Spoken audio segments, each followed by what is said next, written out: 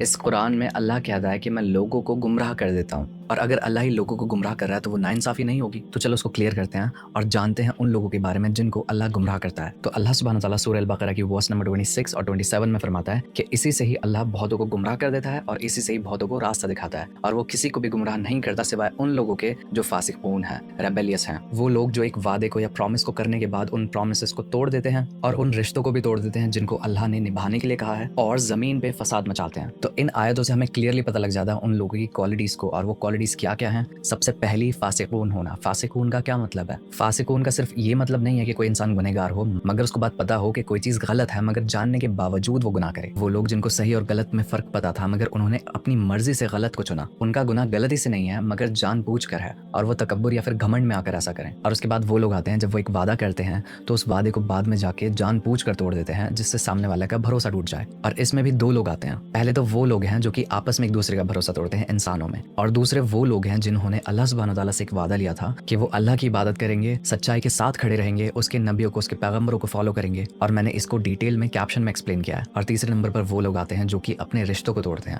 وہ رشتے جو اللہ سبحانہ تعالیٰ نے نبھانے کے لیے کہے ہیں کہ رشتہ داروں کے ساتھ اچھا سلوک کرو، یا اپنی بیوی کے ساتھ، یا اپنے بھائی کے ساتھ، یا اپنے ماں باپوں کے ساتھ۔ اور آخر میں وہ لوگ آتے ہیں جو کہ اس دنیا میں کرپشن یا فساد مچاتے ہیں، جیسے ناانصافی کا پھیلانا، جھوٹ بولنا، یا کسی پہ ظلم کرنا، کسی کا فائدہ اٹھانا، پیس یا پھر امن کو ختم کر دینا، ایسے سسٹم جو سوسائٹی کو ہارم کرتے ہیں ان کو سپورٹ کرنا۔ تو آئی ہوپ کہ آپ کو پتہ لگا ہوگا کہ بے وجہ اللہ سبحانہ تعالیٰ کسی کو گمراہ نہیں کرتا، ناانصافی نہیں کرتا۔